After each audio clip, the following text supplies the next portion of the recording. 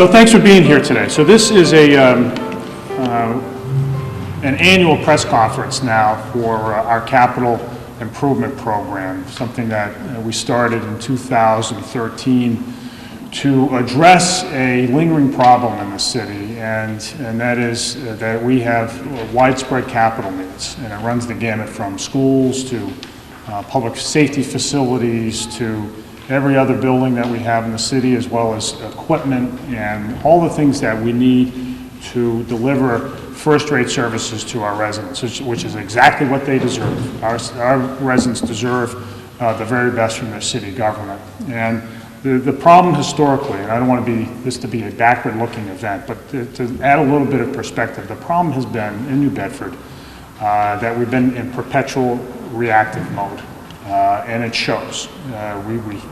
We haven't planned historically. We haven't thought hard about how we pay for things, not just 2 years out, but 10, 20, 50 years out.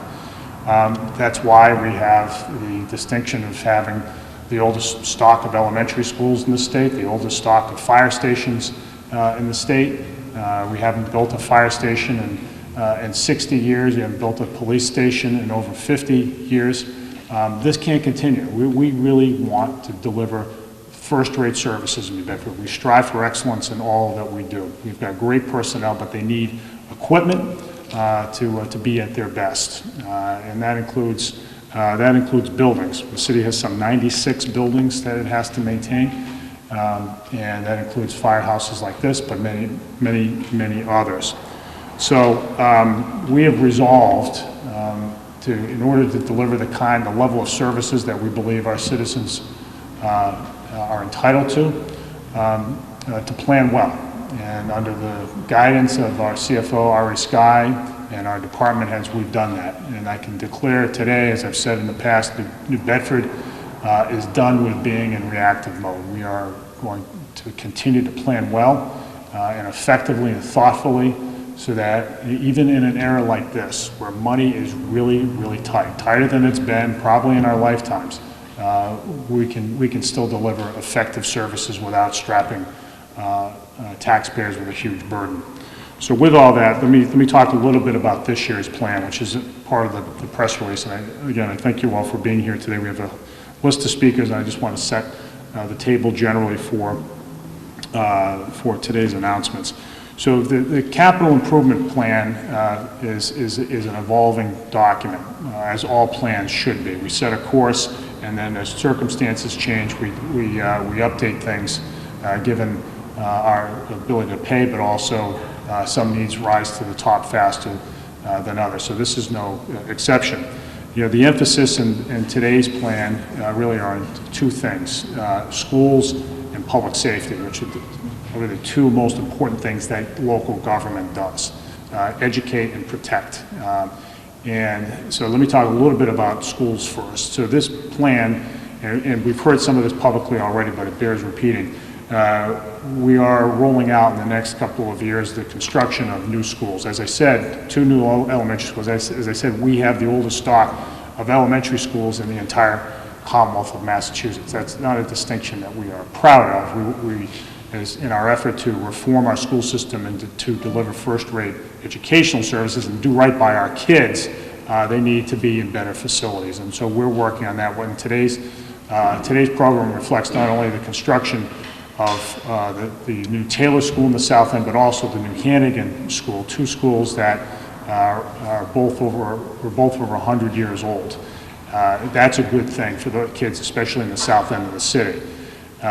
We are also going to be retrofitting some of the school buildings that need to be around for a long time, specifically the schools that were built in the 1970s, and those are the largest elementary schools in the city, namely Hayden McFadden, Gomes, Pulaski, Kearney Academy, as well as the Parker School, which was built in the 50s. We want these schools, these facilities to last, and we're going to be retrofitting the windows and boilers and getting those facilities into a working condition so that our kids can have an enriching and productive classroom experience.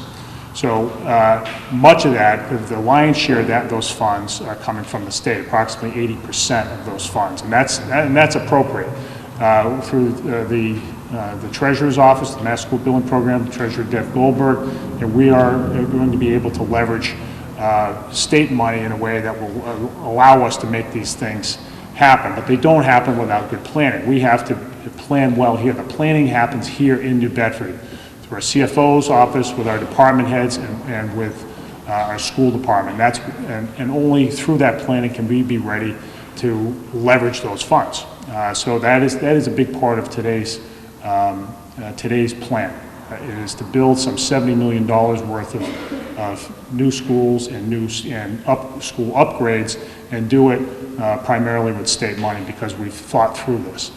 The other thing that I want to emphasize today is public safety.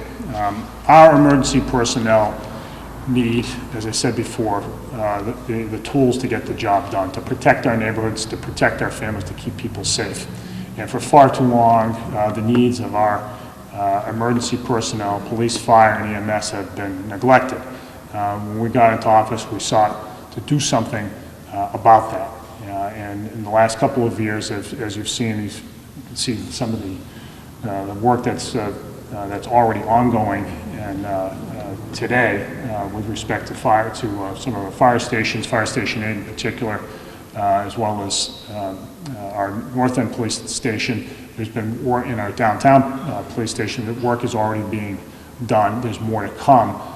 We also have a vehicle replacement program that never existed in New Bedford. It should have a long time ago, but it never existed. So that for the first time in years, we have new fire engines. We have a new ladder truck that is in the pipeline, due to arrive this spring.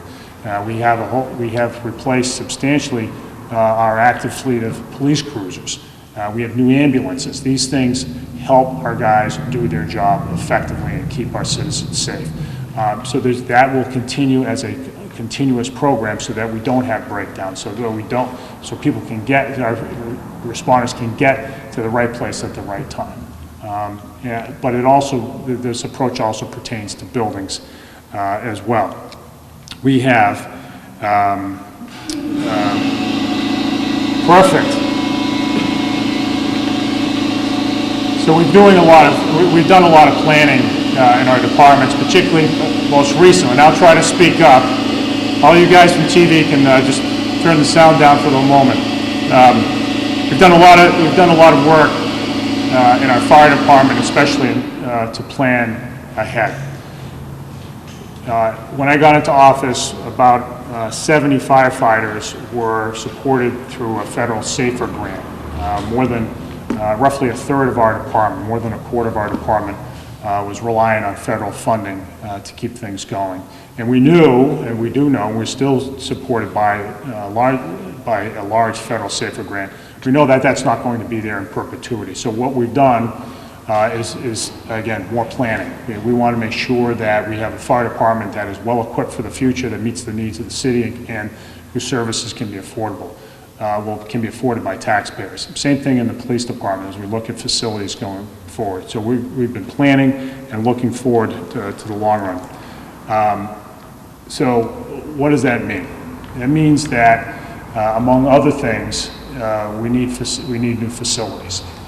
I am here today, and I'm pleased to announce that as part of our capital improvement plan, we will be constructing a consolidated public safety facility in the South End that will combine stations 11 and 6, as well as the South End Police Station.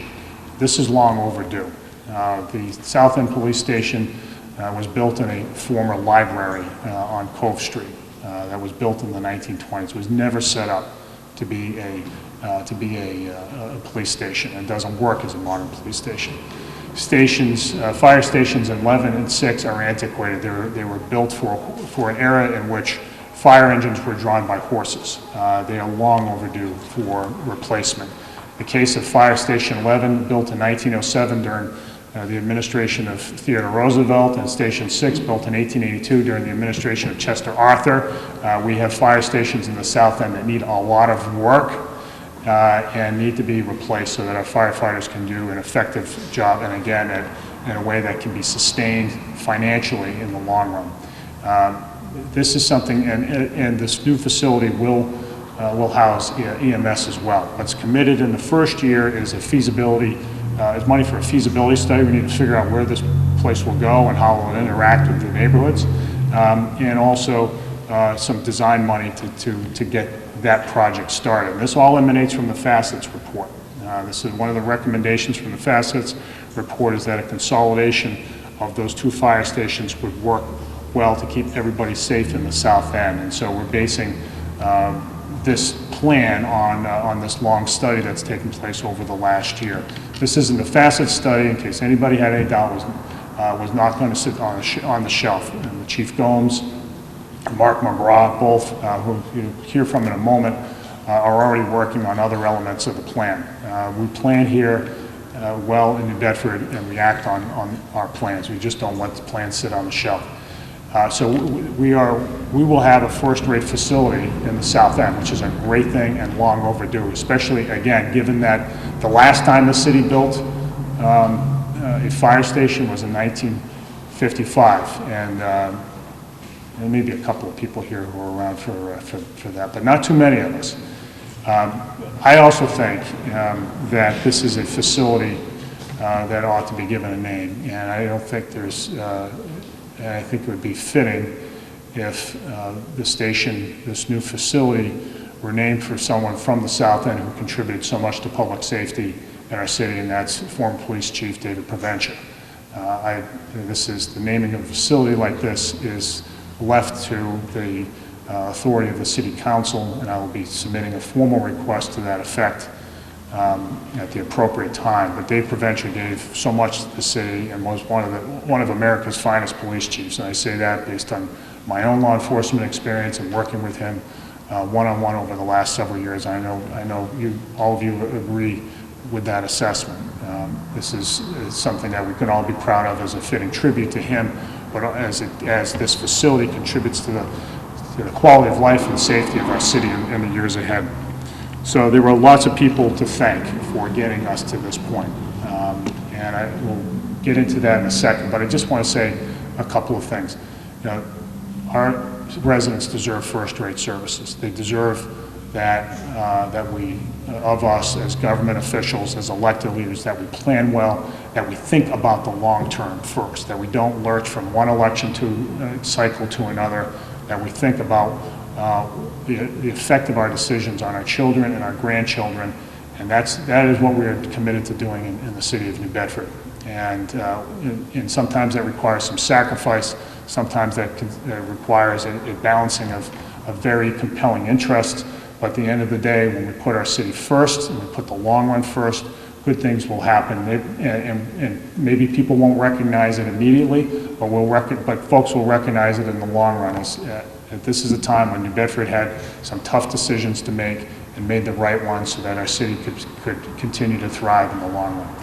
So with all that, I want to thank, first of all, Ari Skye for all of his work and his short time as CFO of the city. We've been able to do what we've been tasked with, which is to do a lot more with less, to deliver better services, but to do it much more cheaply for taxpayers, and to keep our eye on the long run at all times. And so Ari, we'll hear from in a second, but I really want to single out Ari's work with so many of you in the room and others in the community for getting us to think long term, which is what this whole thing is about. That's today's theme. It is about the long term for our city. I also want to thank the support of the City Council and all the department heads who are here today. You're hearing from some of them, the unions as well. Lou St. John from the schools, Hank Turgeon from the police department, Billy Cabral from the fire department, both of whom are here today. And thank you guys for your support as well as we work through these issues. And with all that, I do want to thank the City Council, Linda Moret, City Council President, Joe Lopes, Council from Ward 6, in whose ward much of this work will take place. We today, by the way, just neglected to announce. I wonder why we're here today. It's not just because it's the headquarters, it's also because it's part of the capital improvement program. We're replacing this floor, which, you know, if we stand here long enough, might collapse. Where's the chief? So we'll make it a brief press conference. But this is again another example of a need that has not been met in the city that we are meeting and we are prioritizing, so that we can go ahead and have and be effective in our ability to deliver good services. So with all that, I want to call City Councilor from Ward 6, Joe Lopes, up for a few words and to thank him for his support of our capital improvement program efforts along the way. Joe. Thank you, Mayor. Before I speak, I'd like to introduce the members of the City Council that are here. Council Ward 5, Kerry Winterson. Council President at Large, Linda Morad. Council Ward 1, Jim Olivera. And we did have Councilor at Large, Ian Abreu.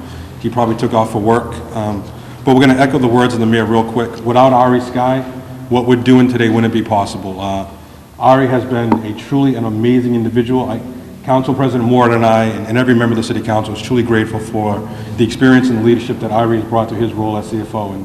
And Ari takes it as a very serious matter. You know, Mayor Mitchell has made some really good picks in picking department heads, but Ari has been the one that's really helped move the city forward.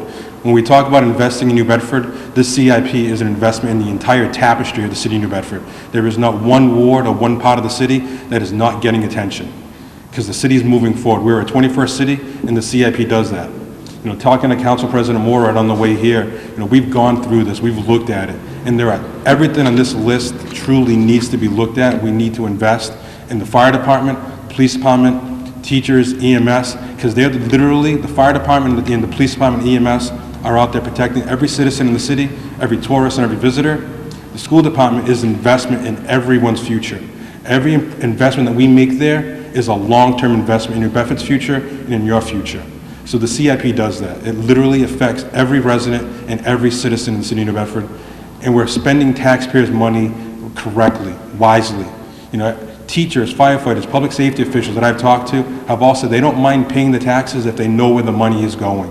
They want to see a return on their investment, and the CIP is a return on every person's investment. Not only that, for the fire department, police department, EMS, it's giving them the tools that they need to keep every citizen safe. So we're lucky that we have, you know, Mayor Mitchell and his entire office, his entire team that has done an amazing job of looking in his 4 years of what the city needs. This isn't the first CIP. His office has done an amazing job in looking at what the city needs to continue to move forward. He talks about being a metropolitan city. This is a true metropolitan city, and the investments that we're making in the zoo and everything else make us that. New Bedford is a destination. It's not just a tagline, we truly are.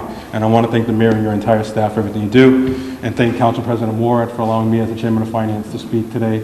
I truly appreciate it. Thank you. All right, thank you, Joe.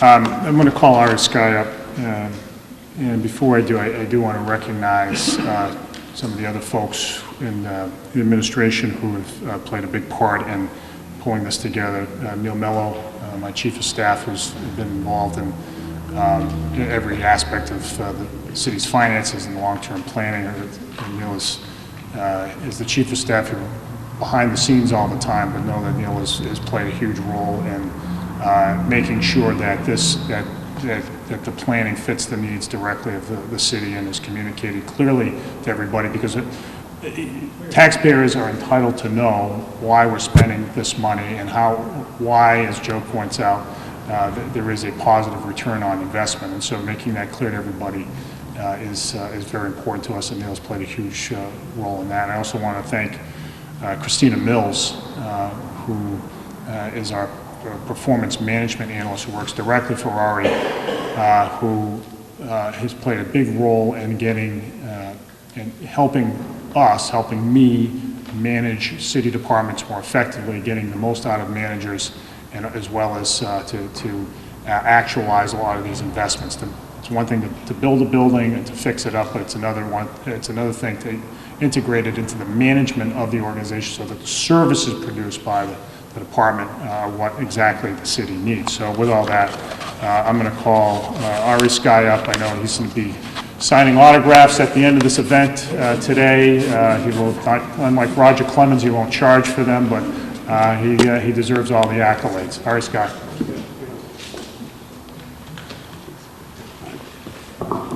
Thank you. Councilor Morad just pointed out to me that any proceeds from autographs go into the general fund anyway, so.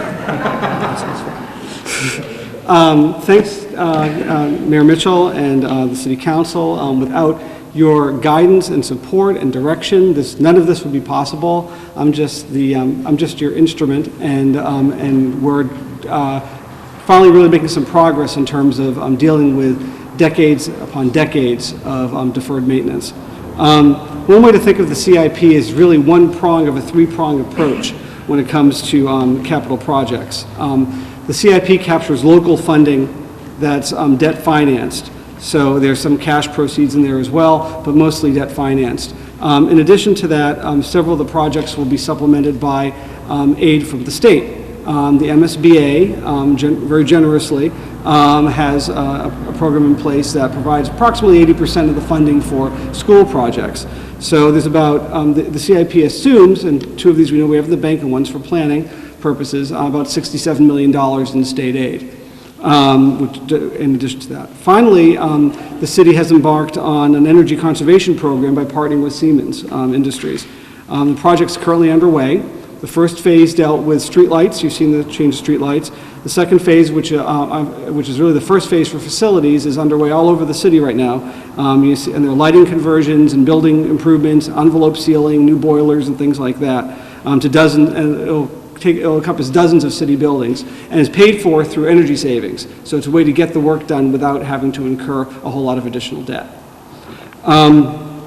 Combined, these projects, these aspects will allow the city to address, at least in part, its large inventory of deferred maintenance and capital projects.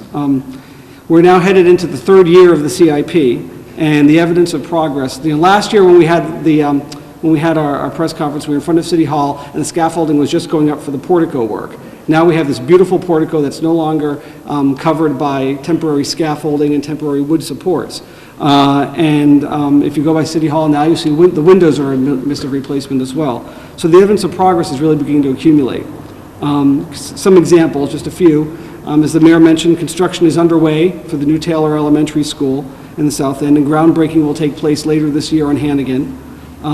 Repairs have been initiated to fire and police stations, including backup generators, interior renovations, long-needed roof replacements. Upgrades to the city's public safety and general use fleets continue. We had a press conference recently for our snow removal plan. That's a part of this. Ambulances are now on a regular replacement schedule. We no longer have a situation where we're trying to make runs with a 10-year-old ambulance. Ladder trucks on order and under construction right now. And as I mentioned, significant improvements to the snow fighting fleet are underway. We have long-needed renovations to the zoo underway for an expanded habitat for Ruth and Emily. Additional enhancements also intended to improve physical conditions and the visitor experience as well. Renovations again underway at City Hall, the Art Museum, and the Zeiterion. So all of these precious assets will be properly maintained and protected after decades of deferred maintenance. And then finally, of course, the energy management improvements, which are now currently underway at 19 buildings. That's phase one, and they'll improve lighting, heat, and overall comfort while reducing the city's energy consumption. This year's CIP builds upon the momentum by continuing to address the city's core facility and major equipment needs. Some examples through FY 2020 include development, again, of the South End Public Safety Center, as indicated by the Facets report, but combining Station 611 and Police Station Number 2. Facility renovation projects at 2 fire stations, including this one, as well as police headquarters. Continued funding for the zoo, replacement of police, fire, EMS, and general fleet vehicles. Planning for the city's match for renovations to 5 elementary schools and 2 new school projects, including Hannigan, and a placeholder for replacement for Congdon Duval in the future years. Continued repairs to the Hillman Street complex aimed at making the facility suitable for future consolidation. The CIP for this year includes a $5,509,000 loan authorization proposal to finance the allocation. The entire program is designed to ensure that the highest priority projects receive funding in a manner that's consistent with the city's ability to pay. As a result, we managed to maintain overall debt well below the limits set by the city's debt policy, which the City Council adopted in 2013. It's really the development of a deliberate, long-range capital improvement program that has allowed the city to embark on this path, as the mayor stated. The CIP, along with the new financial policies, were instrumental in maintaining our excellent bond rating, which we had a very, very positive sale last week, and will be a key part of future initiatives. This program is a result of a strong partnership between between city departments, the mayor, city council, and everyone you see here today, along with countless others as well. And I'd like to thank them as well. Thank you. All right, thanks, Ari. All right, with all that, I just want to call briefly up to the microphone our emergency departments, emergency management departments. And first is Mike Gomes, our fire chief, who is, fair to say, not just the fire chief, but also the primary advocate for fire safety and the effectiveness of his department. Mike is a dogged advocate for his department, but also is managing a department that is in a period of transition right now, and working cooperatively with the administration and the city council so that in the long run, the department can be effective for our kids, our grandchildren, and in the years beyond. So with all that, I just want to call Mike Gomes up and thank him for his advocacy and stewardship of the department, and ask him to say a few words. Mike. Thank you, Mr. Mayor. I would like to thank the administration of Mayor Mitchell and, again, Mr. Sky, in that when I assumed this position 5 years ago, first thing I did was take stock of all of our equipment. We hadn't bought a piece of fire apparatus in 7 years. We laid out a 15-year plan to replace every single piece of equipment on a organized schedule, and Mr. Sky followed along with the plan with me going forward, and we've really made some great progress, and we will continue to make progress. In my 26 years with the fire department, 5 new cars have been purchased for the fire department in 26 years. 2 of them were on my watch. We have 4 that we're going to receive within the week. We have a ladder truck that's being built. We've built 2 engines. We'll be going out for a specification on another engine in FY17. You just don't go down to the car lot and buy a fire engine. It takes a year to build, to specify and build going forward. So we're making great progress. We have a plan going forward that will allow us to be effective. As the mayor also alluded to, it's been 60 years since we've done a capital project of this size for the fire department. Chief Milton Andrews started the planning process around 1952. So we're talking 63, 64 years since we've done this type of project. 8 fire chiefs have all advocated for new fire stations going forward, and our average age of our fire stations is 103 years old. But we call them fire stations, but we also call them firehouses, because the firefighters live in the firehouse. We live here. And as you can see, the conditions are not ideal. But the men and women of this department every day go out and do the best they can for this community every single day. And I'm very proud of the effort that they put out every single day. But I'm eternally thankful that I'm actually going to get a fire station and a firehouse that will be commensurate to the amount of level of effort that they put out there every single day. So I'm really looking forward to this project.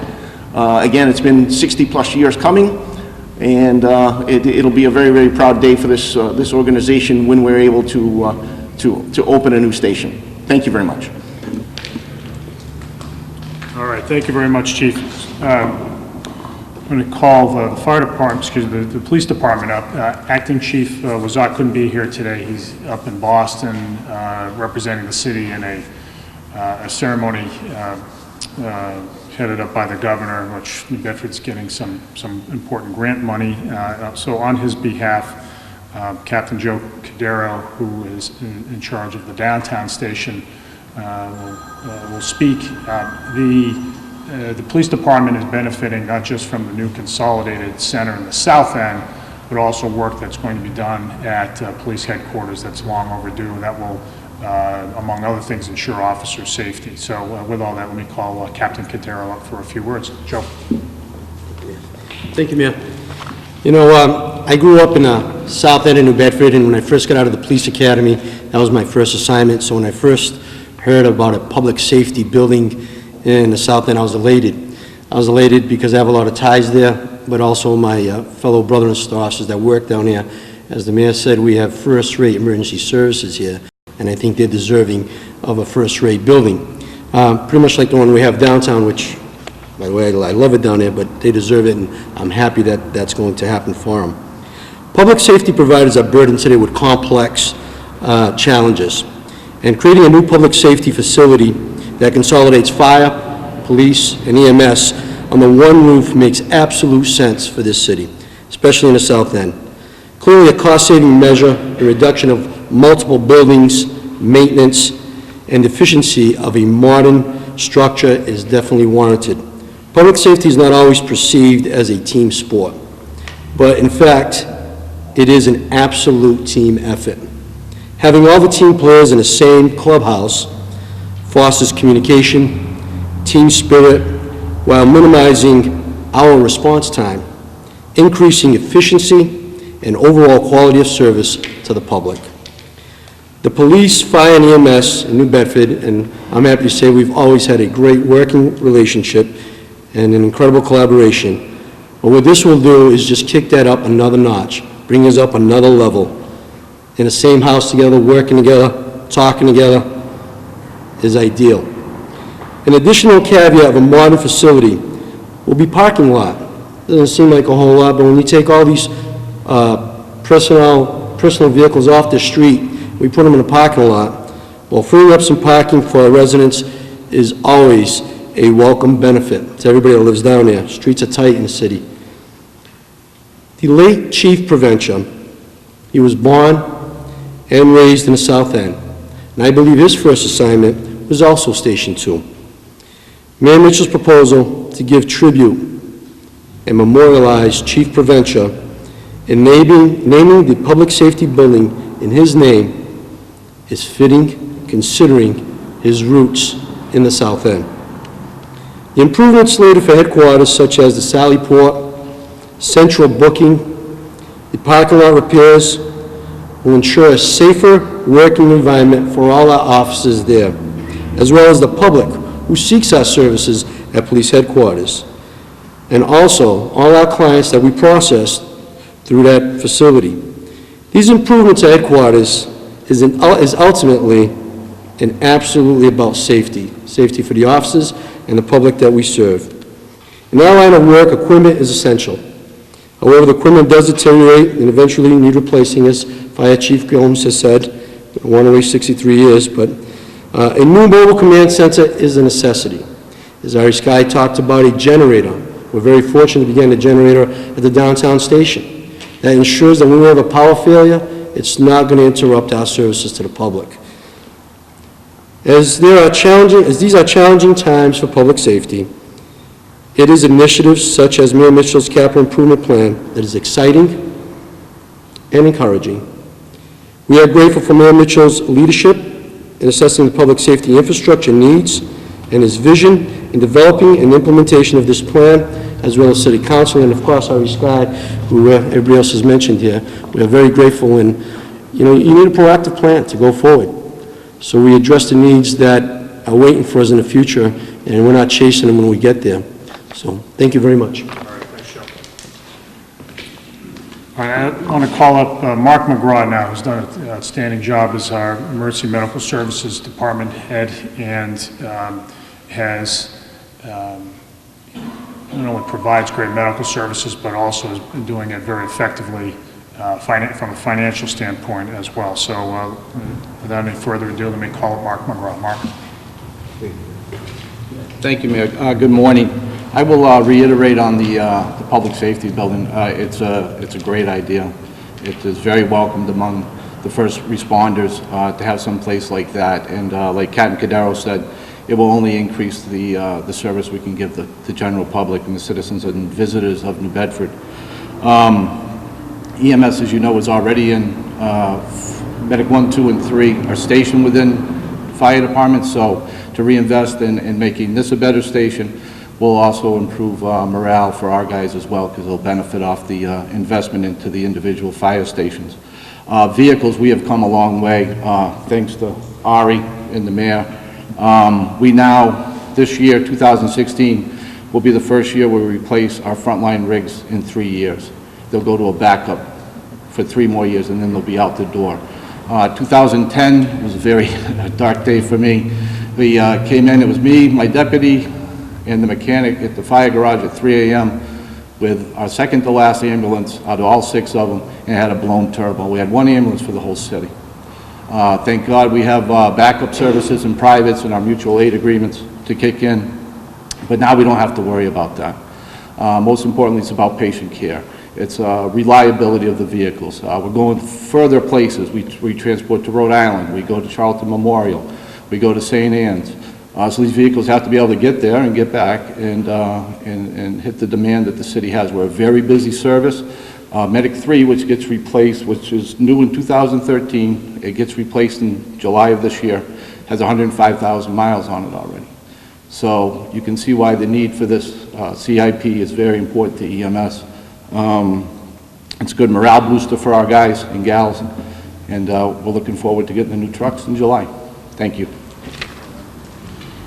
All right, thanks, Mark. And the last speaker is Kenny Blanchard, who's the Director of Facilities and Fleet Management. It's Kenny's job to make sure all of these investments work.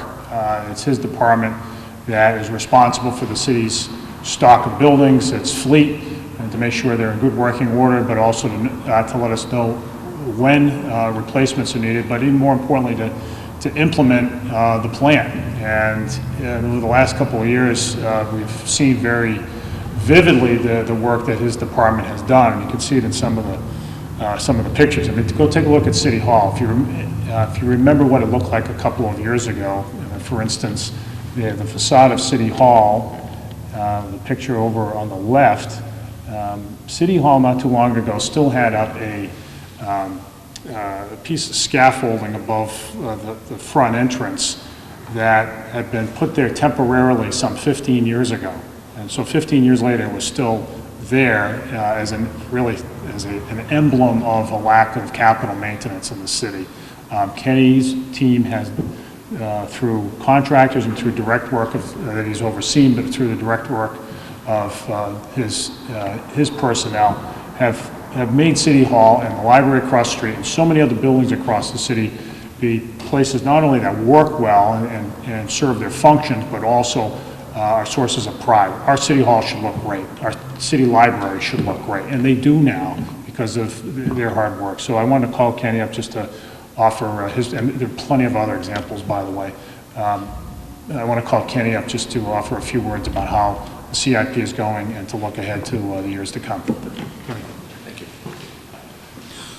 So just quickly, from a building maintenance and management standpoint, there's nothing more frustrating than getting a call from Captain Cadero saying that the roof at Police Station 1 is leaking, and knowing that all you can do is just send him more buckets. Same thing, just Deputy Chief Cadere calls, Fire Station 5 roof is leaking, again, more buckets. I'd like to applaud Mayor Mitchell, Ari Sky, and the entire City Council for the capital plan that has allowed us to stop sending buckets and to start sending roofing crews and other contractors in to make these facilities, once again, livable and usable for first responders and for the rest of the city. These buildings have been in a state of disrepair for many, many years, and every time we got a call, it was a fire drill to see what we could do to stop the leaks. This has all changed with the capital plan. This plan is vitally important. It's important for us to pass on the facilities that we've been charged with maintaining to the next generation in better shape than we received them. So thank you very much. I appreciate it. Thanks, Kevin. All right, just one last word before I open it up to questions from the media. So discussions, so let's get one thing straight. Discussions about capital improvement plans and city finances don't make for good campaign slogans. They don't make for must-see TV on local cable. These aren't ordinarily the talk of dinner table conversations. But this is what we do as a city. We spend an awful lot of time figuring out how we pay for things. And so services that we expect, public safety, schools, libraries, everything that cities do just don't happen automatically. They take an awful lot of planning, and it's as hard as ever now to do these things right because finances are very, very tight. We live in an era in which our tax base has contracted, in which there are state mandates that really reduce our flexibility, and so we have to be smart about it. We have to be thoughtful. We have to bring everybody in, and you've heard it from a lot of folks here who've been involved, and they've been more still. You have to be inclusive in these discussions so that there's consensus around these important spending decisions, and then you have to explain it very clearly to taxpayers. So although these discussions don't make for, again, bumper sticker slogans, this is what cities do, and the ones that do it well succeed, and the ones that ignore these things are doomed to fail. They may not fail overnight, but they will fail. And New Bedford is different. New Bedford is committed to excellence. New Bedford is committed to planning. New Bedford is committed to the long term, and that's why we're doing all this, and that's why New Bedford will succeed. Thank you very much in the long run. So with all that, let me open it up to questions. Jim. How do you propose to cite a new public safety standard? So that'll be done through a feasibility study, and it'll be guided by the facets report. The facets recommendations were based on NFP standards, National Fire Protection Association standards, I got the acronym right, so that all the areas of the South End can be reached within the protocols that are set by the national organization. So, there probably aren't a lot of sites that will fit in the South End that will fit the bill, but there are some, and that we'll take a good look at, and that's really the first step. Go ahead, Steve. What's the timetable for the South Station? So feasibility starts, and a feasibility like that would take, guys, about 6 months to a year, and then, but during that period, there will be some design work done as well, and then construction probably a year out or so, year and a half out. Yeah. I mean, one thing to keep in mind with fire stations in particular, if you were to take a walk upstairs, you'd see some really interesting architectural features. And back in 100 years or so ago, and even longer in the case of Station 6, built in 1882, these are beautiful buildings with wainscoting and ornate design features.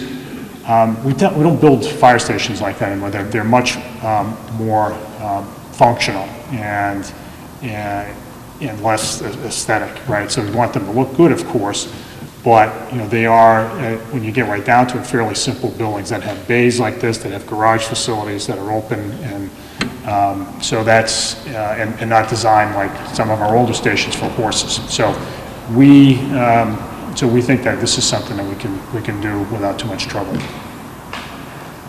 Anybody else? All right. Are any projected date for opening the public safety center? I know that's... No, as I said, I think the feasibility study will take 6 months plus, and then design will happen after that, Jim, and then construction probably more than a year out. But that's so what we budgeted in the CIP, if you take a look at it, is in the next fiscal year, there's $500,000 committed to doing a feasibility study and design work, and then the year after that, there's $5 million committed to the actual construction.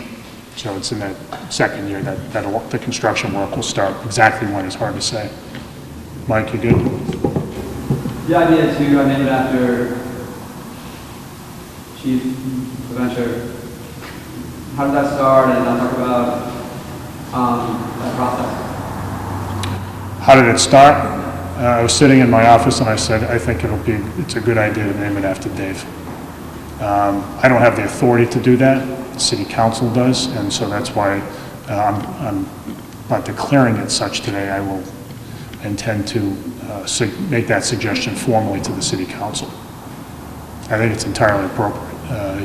Dave Provencher did one heck of a job for the city, and I wish that we weren't here today proposing to name something for him. I wish he were here today or making fun of all of us as he was inclined to do with his very dry wit. But life isn't always predictable. All right, thanks everybody. Thanks for attending today. Thanks for all your support.